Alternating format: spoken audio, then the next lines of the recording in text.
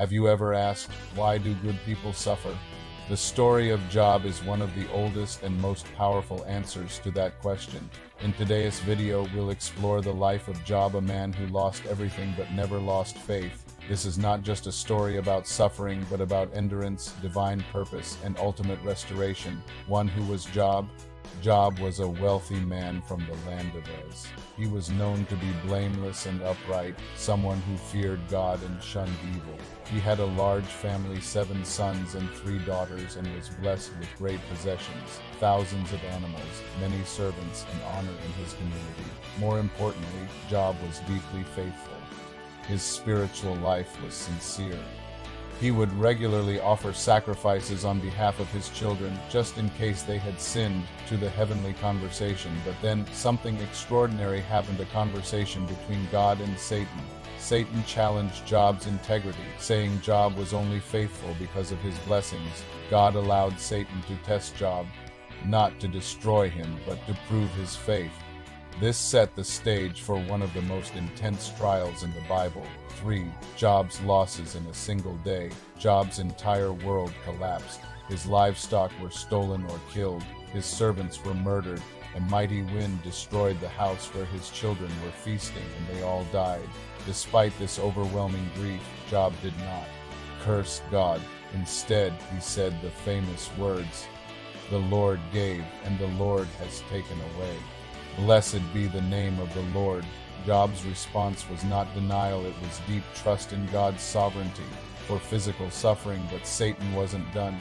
He struck Job with painful sores from head to toe.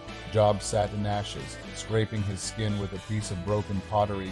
Even his wife, seeing his condition, said, "Curse God and die." But Job replied, "Shall we accept good from God and not trouble?" Still, Job did not sin with his lips. 5. The arrival of the friends. 3 friends, Eliphaz, Bildad, and Zophar, came to comfort Job. But instead of truly helping, they accused him. They believed that suffering was always a result of sin. To them, Job must have done something wrong. Job defended his innocence. He cried out in confusion, pain, and even anger, but he never lost his connection to God. His honesty and raw emotion were part of his faith. 6. God's response. After many chapters of debate, God finally spoke, not with direct answers, but with powerful questions. "Where were you when I laid the foundations of the earth?" God reminded Job that his wisdom and purposes are beyond human understanding. In the end, Job humbled himself and said, "Surely I spoke of things I did not understand." It wasn't about Job having all the answers, it was about trusting the one who does. 7. Job's restoration. God vindicated Job before his friends. He restored Job's fortunes, giving him twice as much as before.